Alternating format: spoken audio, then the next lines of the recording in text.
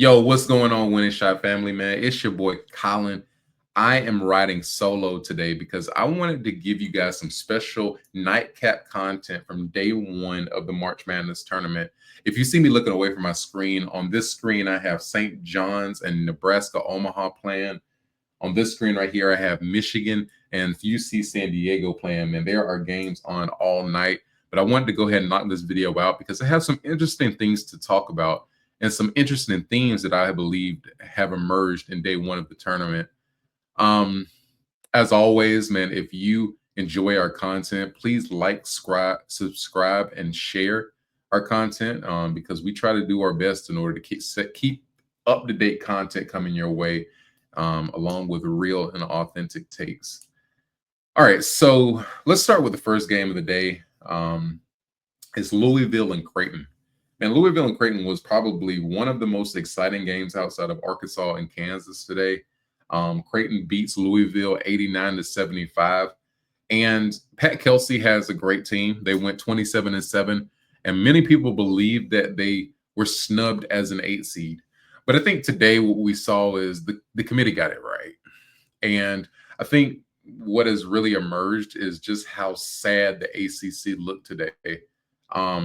We'll get on Clemson later, but we see Louisville just did not look good compared to Creighton. And I think it's just a testament to how down the ACC as a conference was because Louisville wasn't able to see a team as fast, as athletic, and as versatile as Creighton. Obviously, we know they play Duke, they play UNC, but just in terms of that consistency, that wasn't apparent today. They lost one of their guards with the ankle injury. And I know he's been out the past 4 games, so it was kind of hard to bring him back in. But you just see from the very beginning, they lack size and they weren't knocking down shots. And when you lack size, don't knock down shots, and you turn the ball over, that's just a recipe for disaster. But shout out to Pat Kelsey. We know in the Kenny Payne years that Louisville did not have any hope in sight.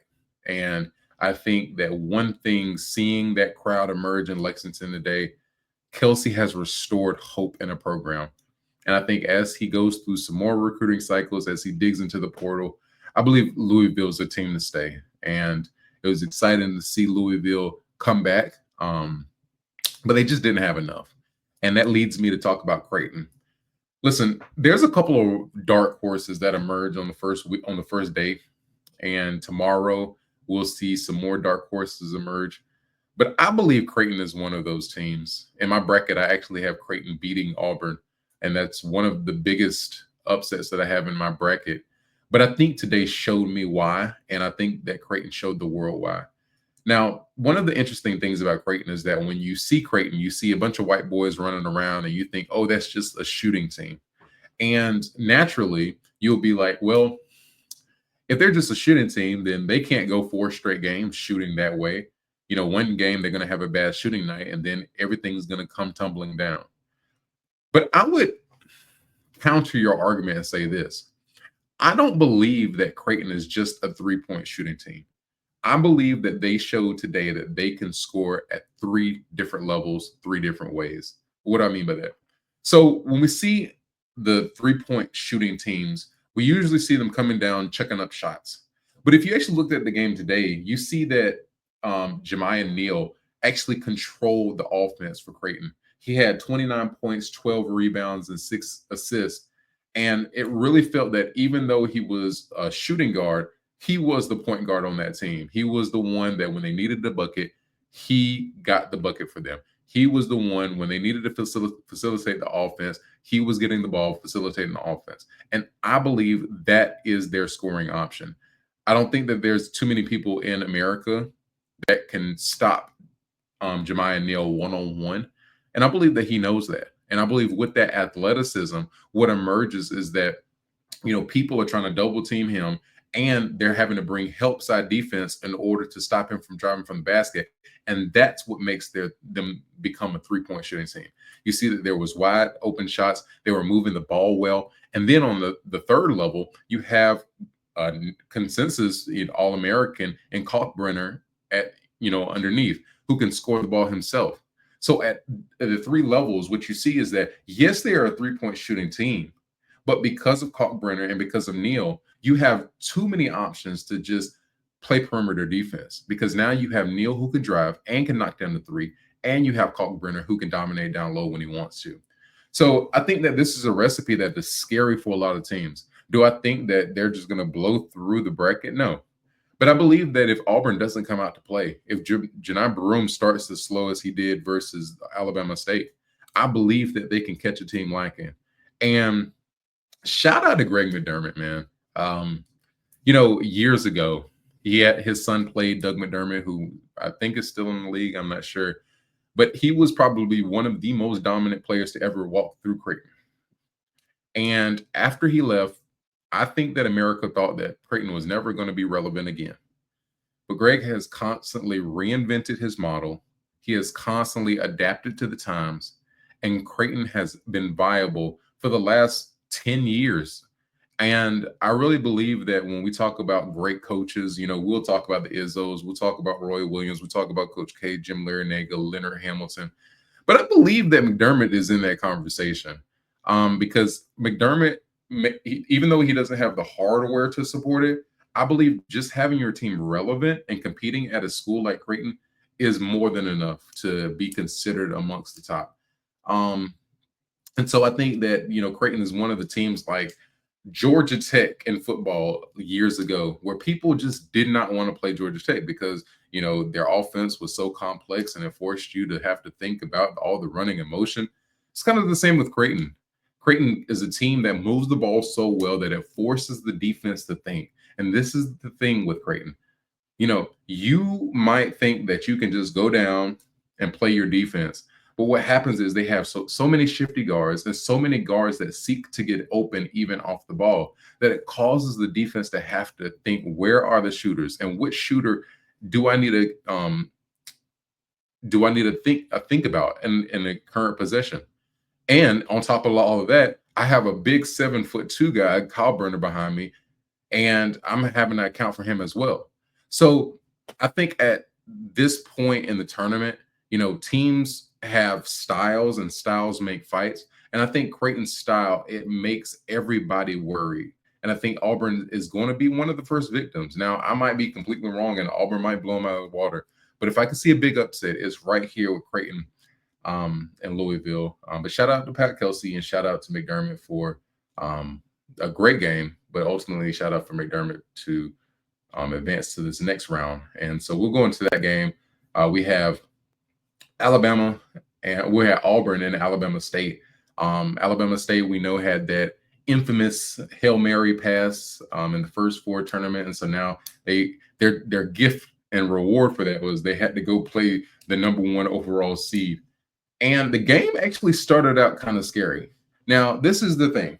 For every college basketball fan who knew Bruce Pearl in Tennessee, the first 10 minutes you started sweating because you're like, here we go again. We had all these expectations and we can't even pull away from Alabama State. The coach from, I don't know his name, but the coach's son, man, he had a couple of tough buckets. The point guard also had a couple of tough shots. But I think this was more about Auburn's inability to start quickly when it comes to, blowing teams out. They kept people around. Janai Broome, he had, actually, let me look and see how many he had.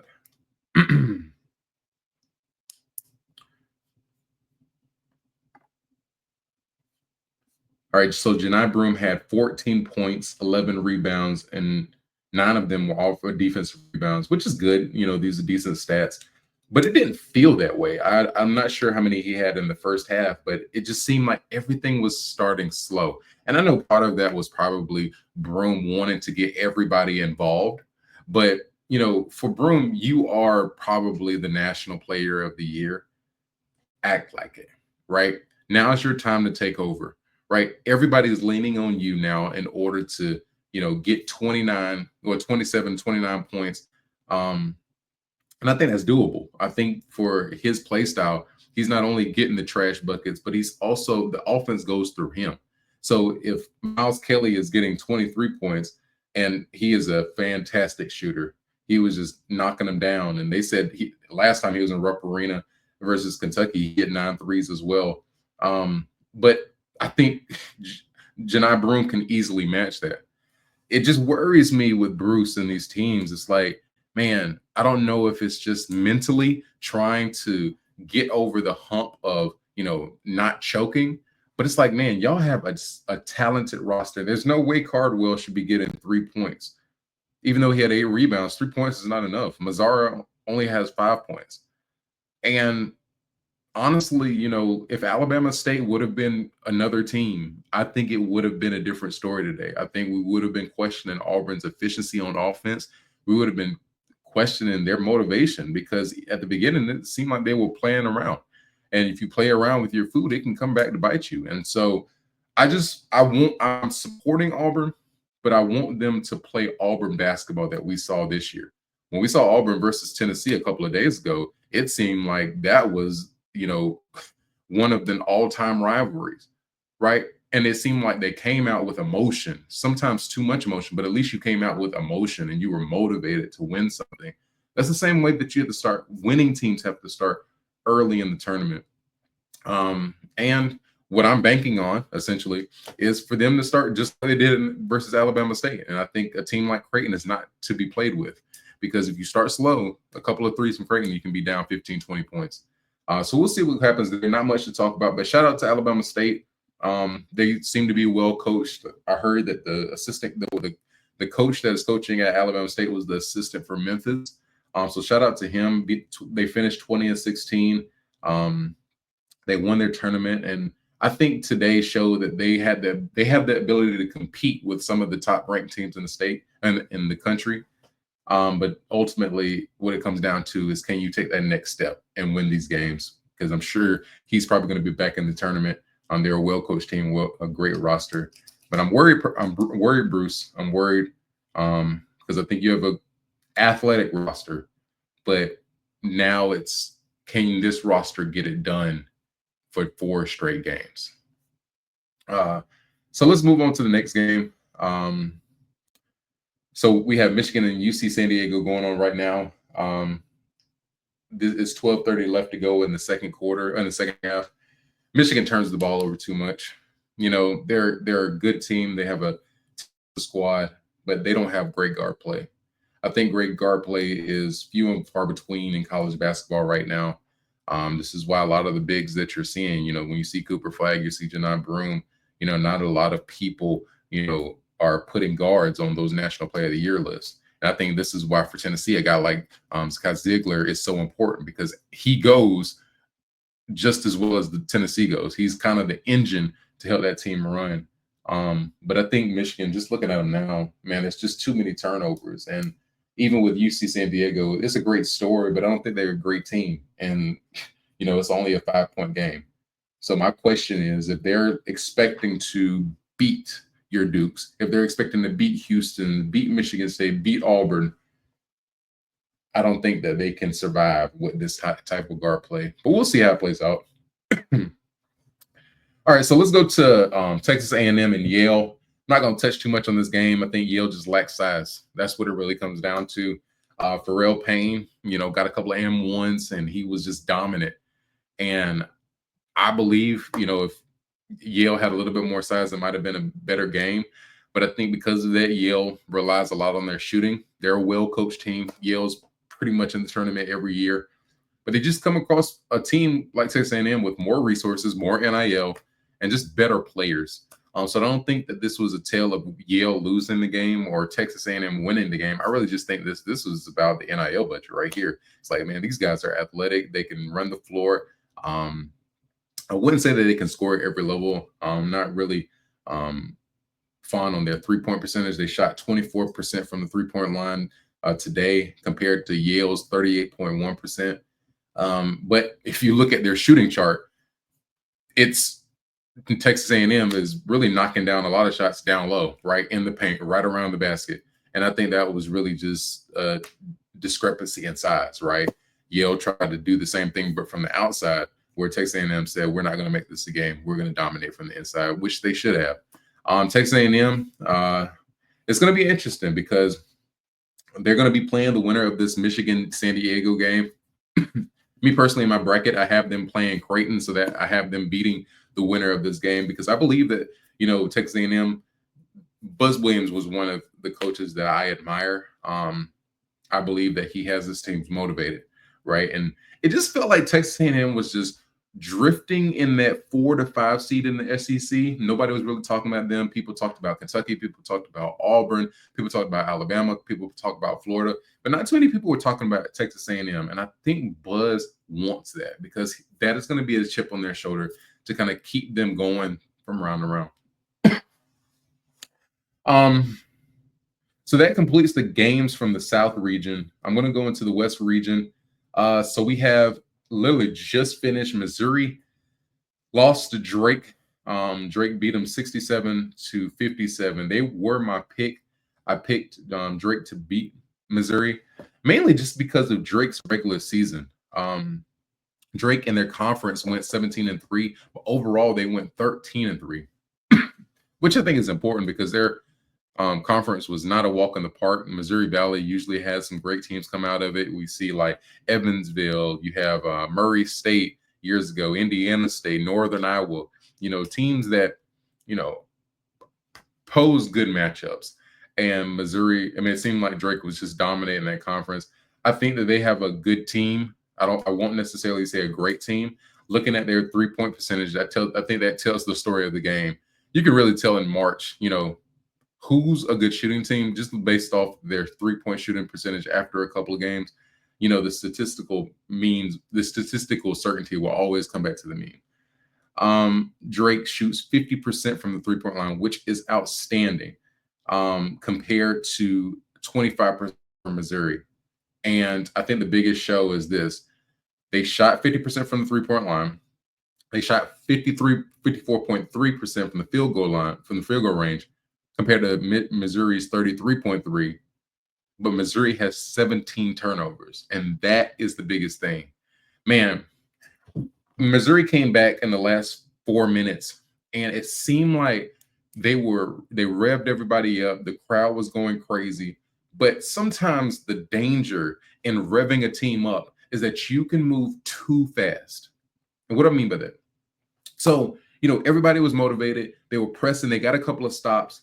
And then in the midst of all of that, they commit some crucial turnovers. And I'm like, man, settle down, run the offense.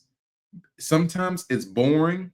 Sometimes it just doesn't make sense, but simple is always better. And it seemed like they got away from their offense because they tried to, come back in one play, and that's impossible.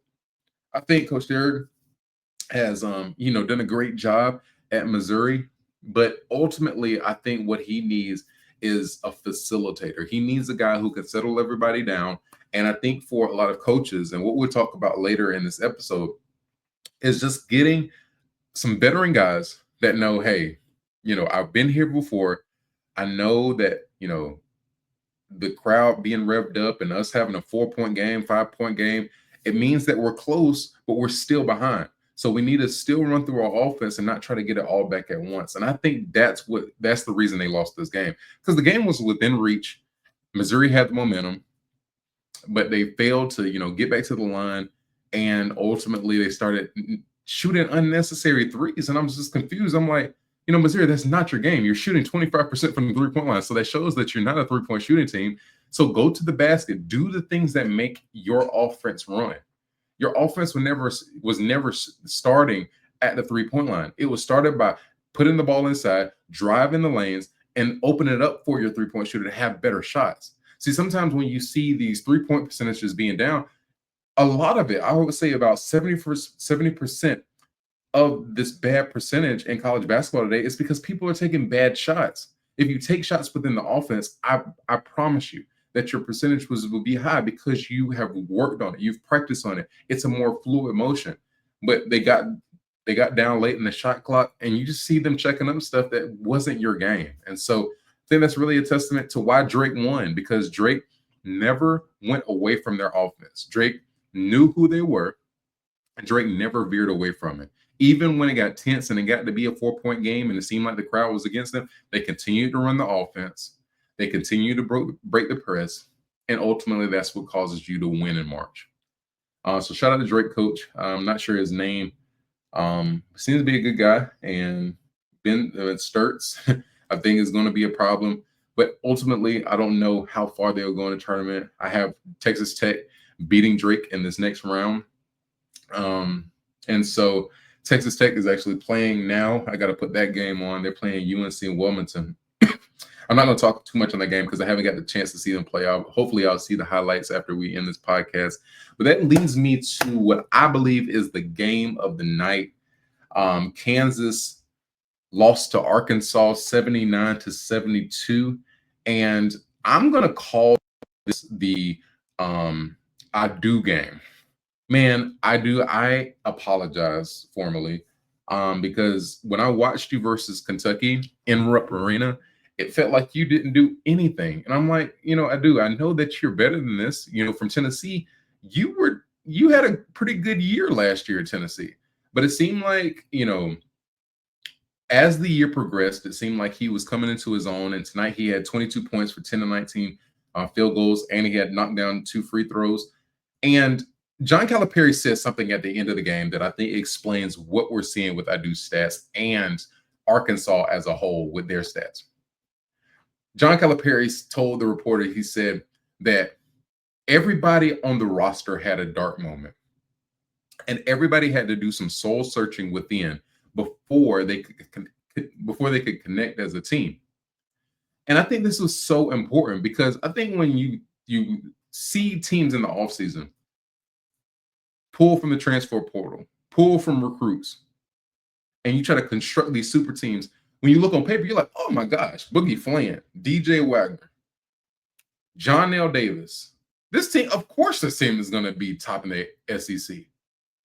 But a couple of months ago, we didn't even know if Arkansas was going to make the tournament. And I think what this speaks to is that, it takes time, even for when we think about recruits, how much time it takes for them to develop. But even more now with transfers coming in, because you have transfers that are coming in with coaches with different play styles. The cadence is different. And so now you're having to not only figure out yourself within this offense, but you're having to figure out my role in this offense. And Boogie Fland came back. Even though he had 6 points, he played a lot of minutes. And so I think his legs were getting under him. It's going to be interesting to see how he progresses because I believe that Calipari might try to insert him into the starting role again. Trevon Brazile, Carter Knox, John L. Davis, DJ Wagner all played well. John L. Davis had 18. DJ Wagner had 14. Obviously, we just talked about Adu having 22. But I'm happy for DJ Wagner, man. With him transferring with Calipari, he kind of got lost in transition. I remember a year ago, man, people were talking about this is the lottery pick, that this guy is the truth. And we didn't see that the whole season.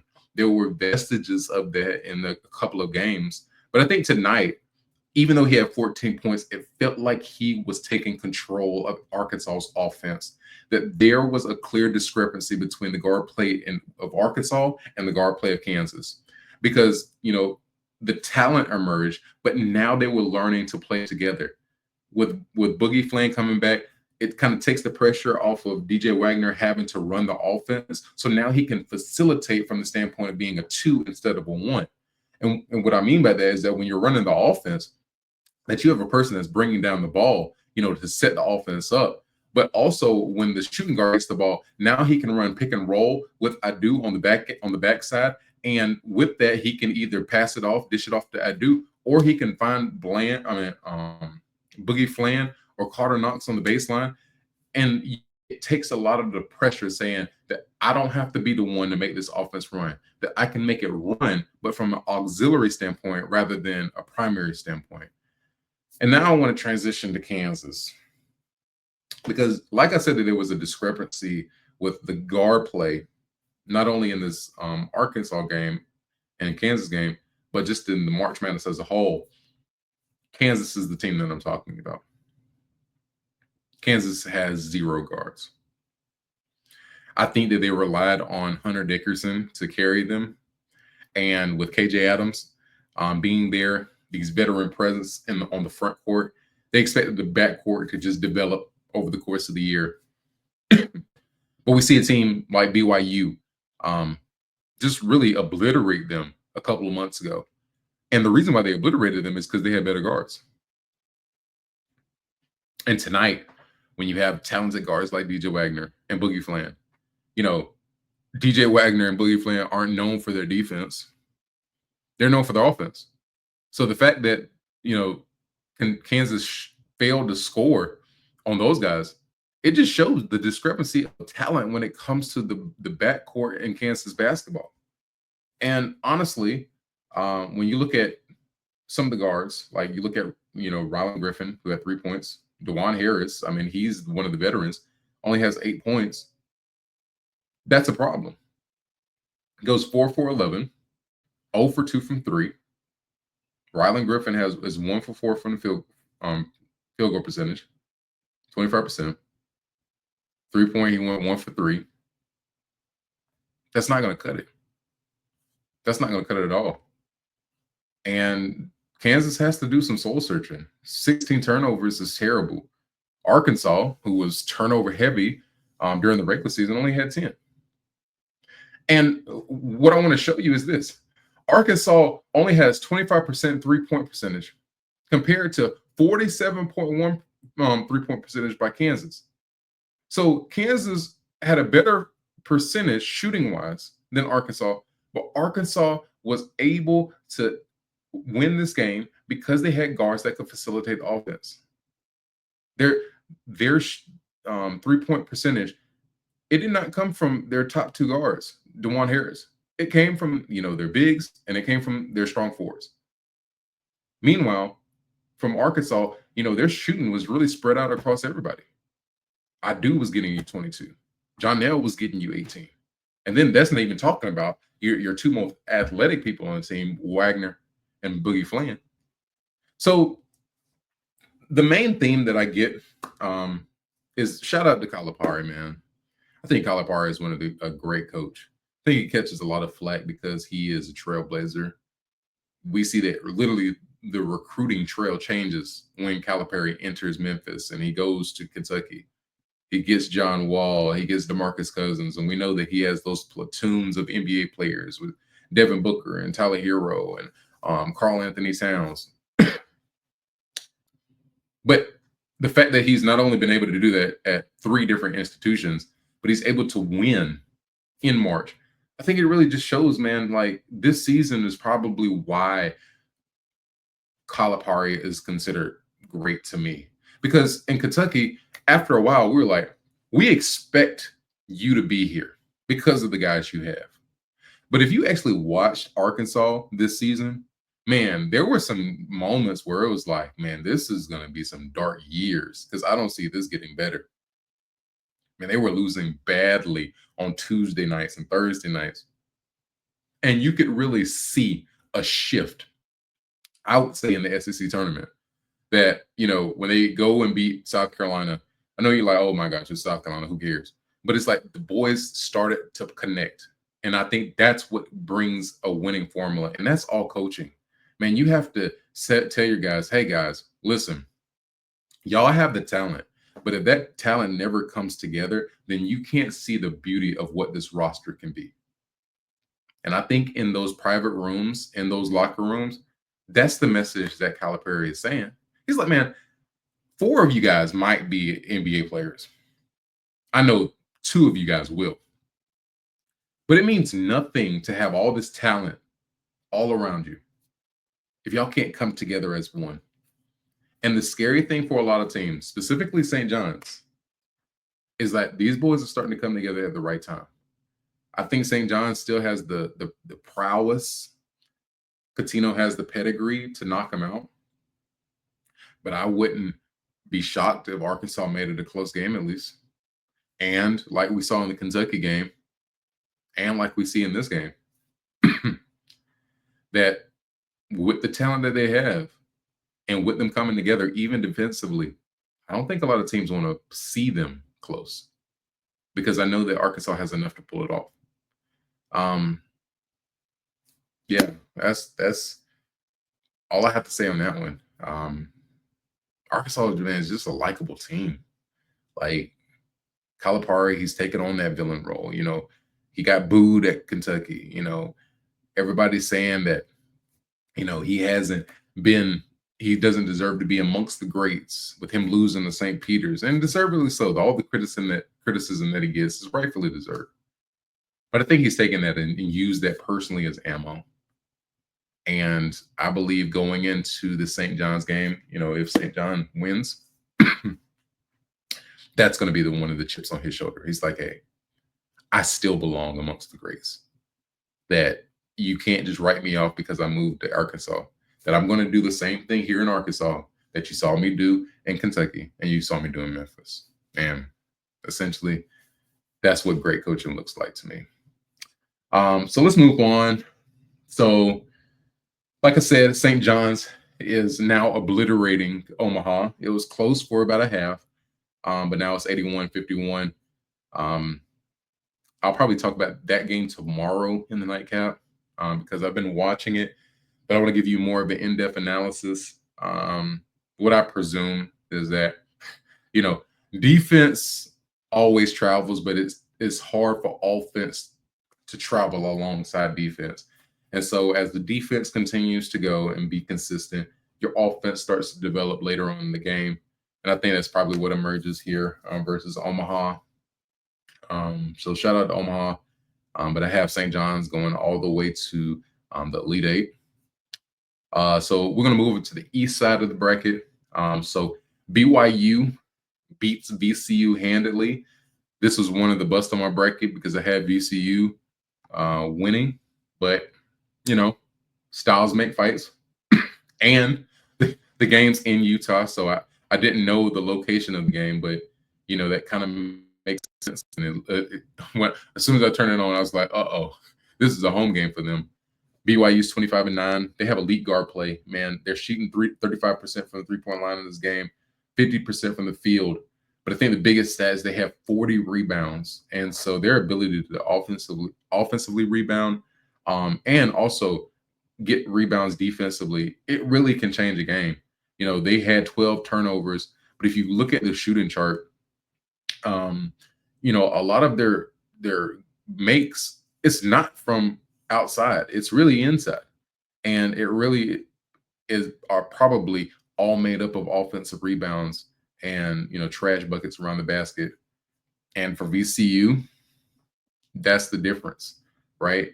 They turned the ball over 11 times, but they shot 39.5% from the three-point line, 41.3% from the field. And so what that tells you is that it came down to second chance points. And BYU was able to garner more possessions simply because of effort and rebounding. So shout out to BYU.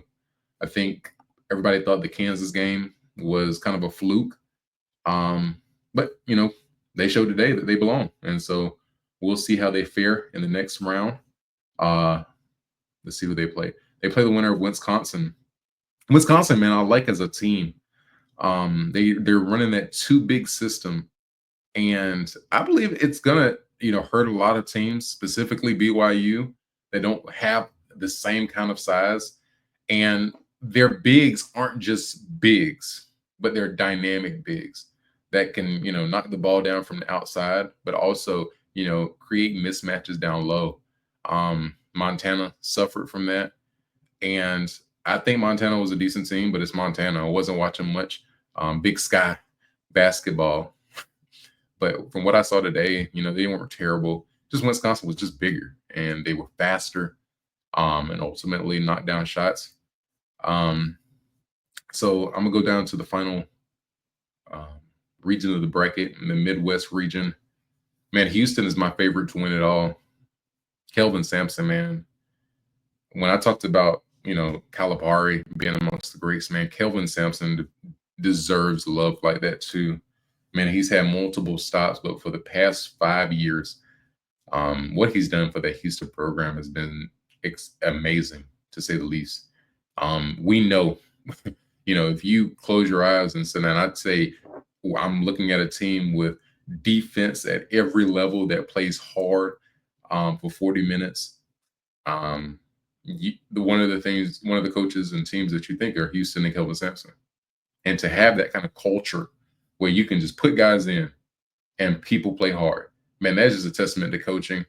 But I think now, what's special about Houston is that in years before, they had the defense, they had the toughness, they had the hustle, but they never had the offense. But today, man, what you're seeing with LJ Cryer coming back is that they've added the 3-point dimension to their defense. So now they're able to not only defend at a high level, but now they're able to score at a high level. And so the test for me will be later on in the tournament when they have to play a team with a more high octane offense. We'll see that versus Gonzaga in this next round, right? Because I think Gonzaga has the ability to score. And the question is that when the score gets, to be 85, 90, can Houston keep up not only defensively with their intensity, but can they be able to score and get it done when they need to? But SIU Edwardsville, shout out to you. But this was one of those games where it's like, what it was. This is Houston. And by the second half, they were looking at their bench and saying, everybody get in. That leads me to the next game with Gonzaga, Georgia. I told my friends this a couple of days ago. Championship pedigree matters. This is why, I'm interested to see tomorrow with this UConn-Oklahoma game. Because as many people want to say, oh, UConn has fallen off. Danny Hurley's not the same. This roster is terrible. I'm like, hold on. Because these guys have, been around a coach who has won 2 back-to-back national championships. And if they go into a tournament, one of the things that we can say is that when I look to the other side of the bench, that team hasn't. And I think that's what today was about with Gonzaga, Georgia. Mark Few has been to national championships. He has had rosters that have been number 1 in the country, the number 1 overall seed in the tournament. And even though those same guys aren't there, you still have recruits who understand the championship level pedigree. They understand Mark Few's standard. And today you saw the discipline that Gonzaga played with. You saw the discipline, even their offense that they played with. And I believe it kind of speaks to that championship pedigree. Georgia has not been there in a while. When we talk about Georgia in basketball, we talking back to Anthony Edwards, and even before that, I don't even know if Anthony Edwards made the tournament. But I think the last time is probably Dominique. I might be completely wrong, so fact check me if you want to. But Khalif Battle is the difference, right? You have Nembhard, who was able to facilitate the offense, run the offense, but you also have a guy like Khalif Battle who can knock down shots at every level, right? There was one highlight I saw where he's knocking down corner threes, but then another highlight you're seeing him drive the lane and knock down shots, finish shots, run the rim. And Gonzaga is a scary team. So when we talk about the next matchup with Houston, I'm going to be interested to see the same type of discipline that Houston has on defense. I know that Gonzaga has that same kind of discipline on offense. So when they come together, the question is who's going to make mistakes, who's going to turn the ball over, and can they make up for their mistakes? Whoever can do that, I believe, wins this game. But I believe that this game is going to be a lot closer than people think. Georgia has a ways to go. Even though they made a tournament, I still think that they are kind of, the bottom feeder of the SEC conference, right? They're not the South Carolinas or Vanderbilts. The South Carolinas, sorry, excuse me. My bad, Vanderbilt. Y'all in the tournament. But I think that when we talk about, like LSU and Texas and trying to think, even Oklahoma on the bottom of the SEC, but Georgia was right there. And I think that they kind of benefited from the SEC being such a great conference this year. But when you face a team like Gonzaga, it kind of exploits how you have some work to do with your roster. So I was curious with another offseason what Georgia does. I think Georgia has some good scores. Newell had 20 points, 6 for 10. But the biggest thing is 60% from the three-point line, 19.2% from the three-point line. And I'm going to let you guess which one had which. And that was the difference in the game. Gonzaga won at every level. They had less turnovers. They had more rebounds. They had a higher three-point shooting percentage by a wide margin and a higher margin from the field goal. That's all she wrote. So Georgia has some major work to do. It's going to be interesting to see where they go from here. But Gonzaga is a team everybody should be circling on the schedule because they have championship pedigree. They have a great coach, and now with Khalid Battle, they have scoring to go with their discipline offense. So I think they're one of the teams that everybody should look out for in March. All right, so we're going to go to my alma mater, Clemson University. I have so much to say about this game. Clemson lost 67-69 versus McNeese State. And I know you're probably hearing that score and you're like, oh, it was just a 2-point game. It must have been a buzzer beater. Oh my gosh, it was closer than I thought. Not at all. This was a game that Clemson, when I'm looking at their roster, when I'm looking at their regular season, I'm actually confused. I'm like, okay, is this team still in Clemson, South Carolina, or did y'all make the trip to the Midwest Regional? Because it looked like we looked at two different types of teams today. And I'm worried because, with Brownell signing that 6-year extension, this has been the story of Clemson. They've been meh, meh, meh. Oh my gosh, Elite Eight. Meh, meh, meh. Sweet 16. And we drink the Kool-Aid because we think that Brownell is such a great coach and, Clemson is on the map. And I think what we're really looking at with Clemson University is that the ACC was just down this year. Clemson had they went 5-3 in quad one wins. But when I look at their roster and I look at their schedule, I'm like, okay, like you caught Duke on a Tuesday night, I believe. You caught UNC, and that made up your season. But they showed literally no effort today. They went to halftime and it was 31-13.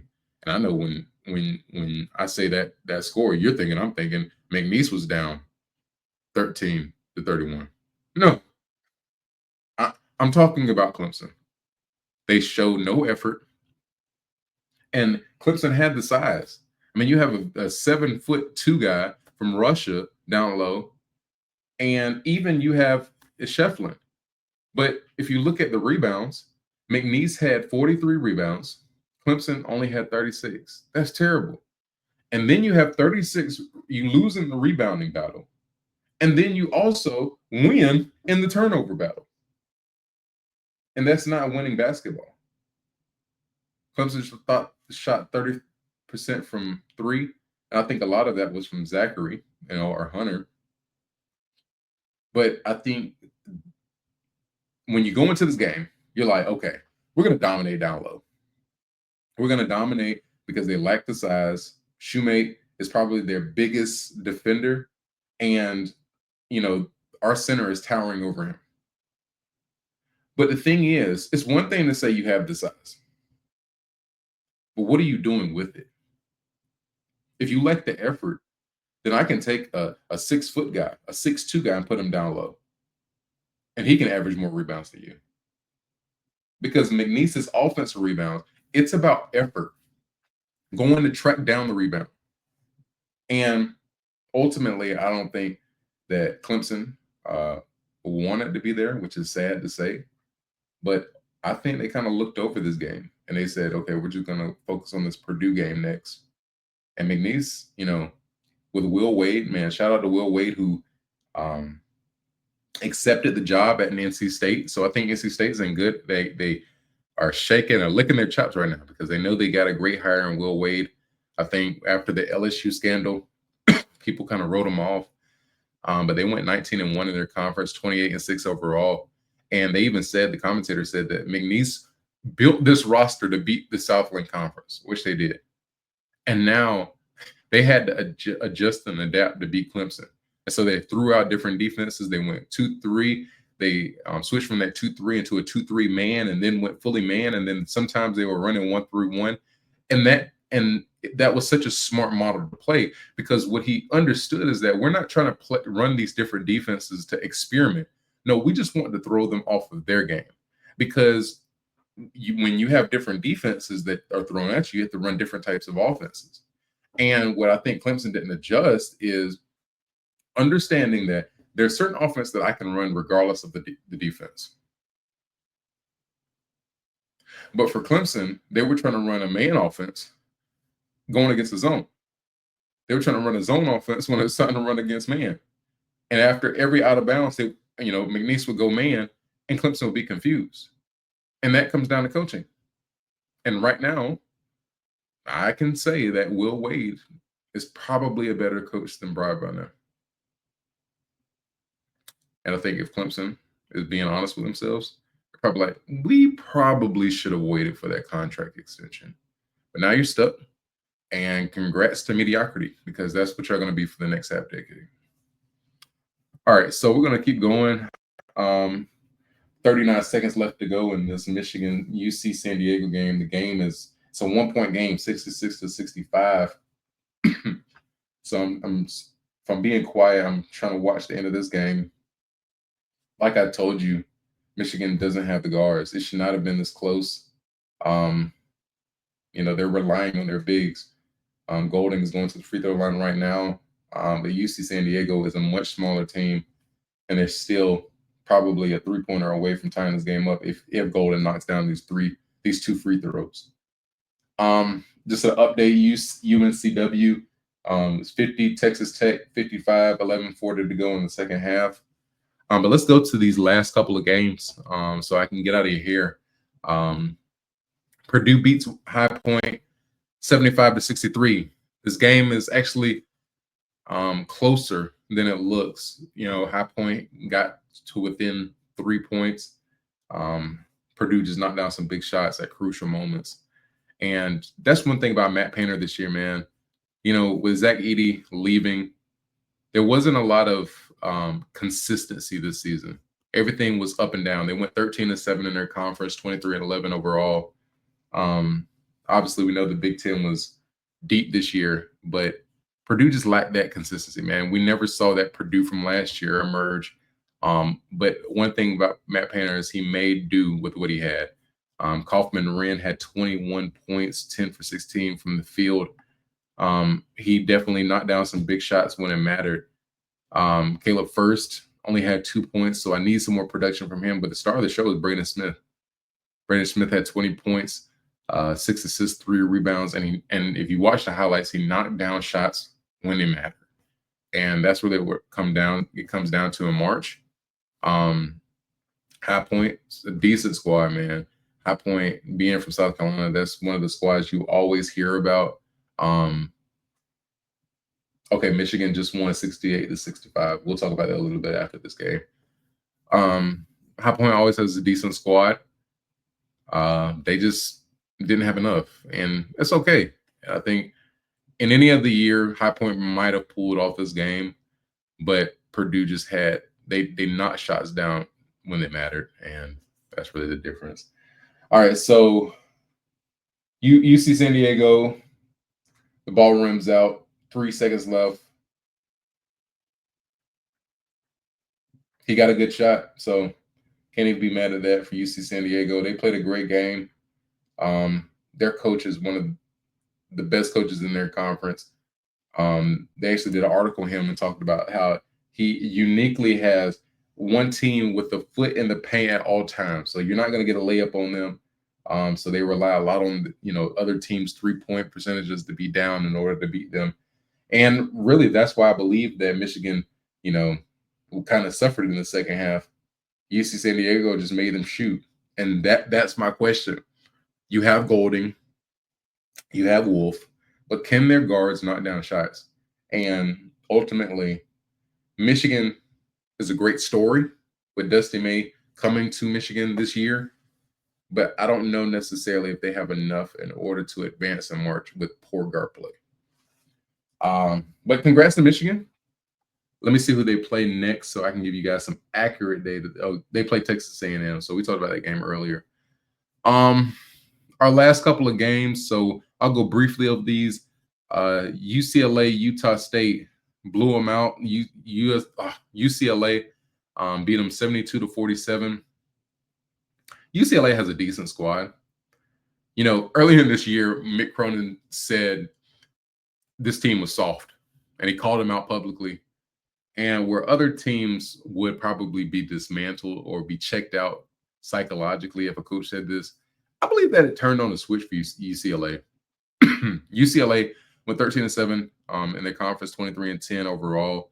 And honestly, the 10 losses, I'm not even mad at, because I think in their conference, a lot of the issues that a lot of the Western teams had that joined the Big Ten is just a lot of travel. And so I think this was their first year of getting adjusted to that with a roster that is very young and trying to figure each other out. Eric Daly had 14 points. Let me pull up some of the other box score numbers.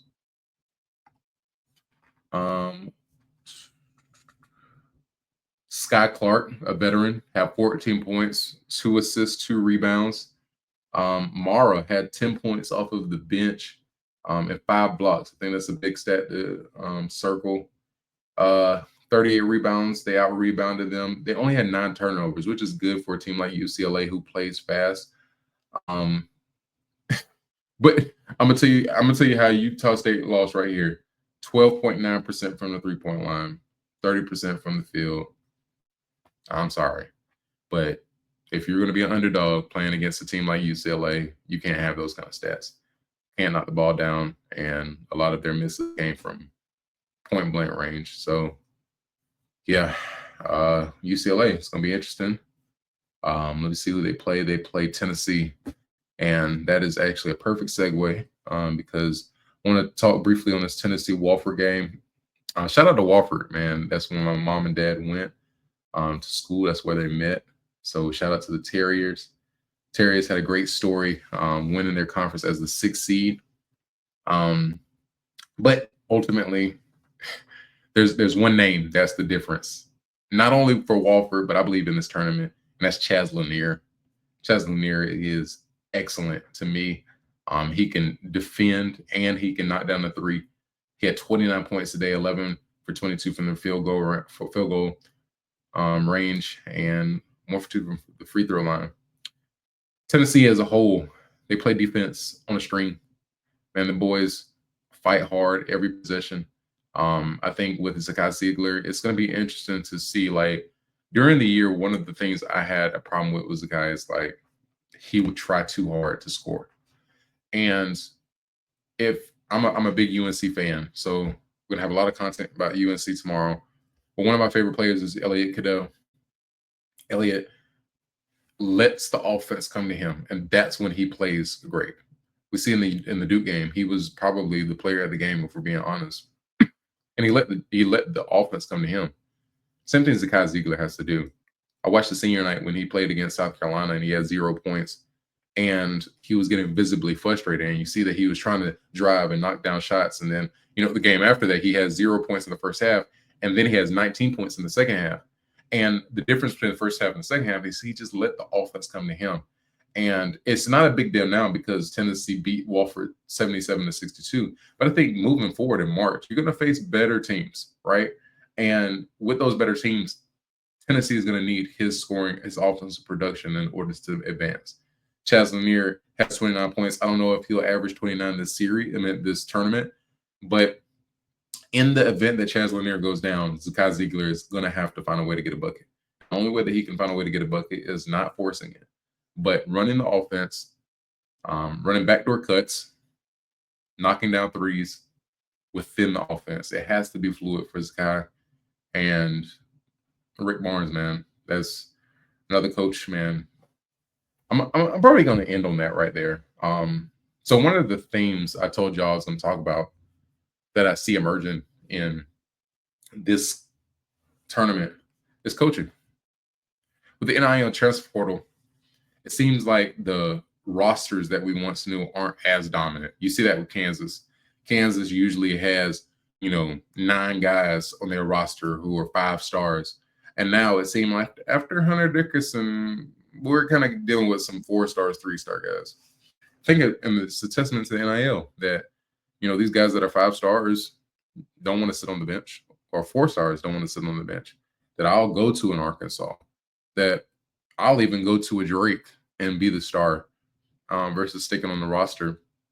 And so because everything is so scarce in terms of talent, it forces you to adjust your coaching. And I think that the good coaches are rising to the top. No, it's not saying that Bill Self is not a good coach, because we know that he is perennially in the tournament and he deserves to be in the Hall of Fame, won national championships. But when you look at teams like Kelvin Sampson in Houston, you look at teams like Rick Pitino, Rick Barnes, and what he's doing at Tennessee, Calipari, how he was able to manage and come through with that game tonight. Even earlier in the day, like how I was telling you about McDermott, how I was telling you about Bruce Pearl. Man, we talked about all of these players that are emerging on their teams. But I think what this tournament is going to be about is going to be the battle of coaches. And I think if you erased all of your bracket and you put the coach's name on each of your brackets, the better coach is going to win. Point blank. And the better coach might not be with the better roster. But even in that Drake, Missouri game, when you watch the game, it's like, man, the better coach is on Drake. Like, Missouri has a good coach. I think he's going to be there for a while. But Drake just looked better. They look more constructed.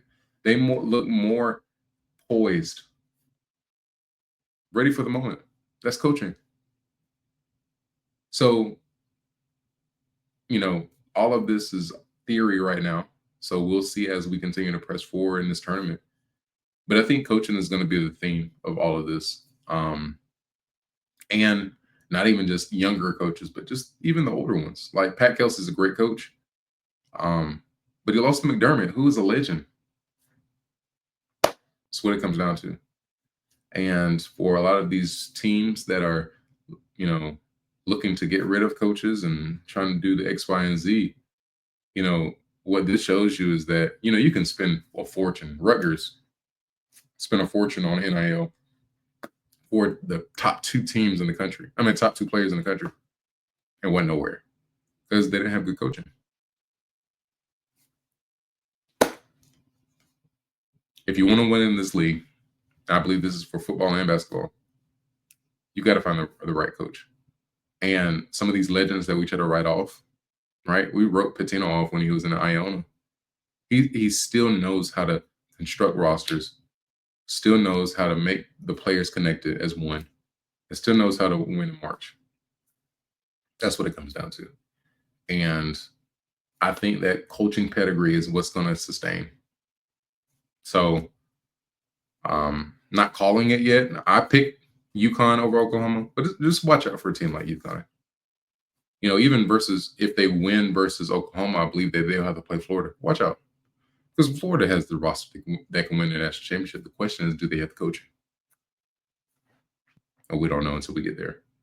So an exciting day of March Madness, man. I'm going to be up bright and early getting ready for tomorrow. And exciting games on tomorrow, man. Arizona, Akron, Oregon, Liberty.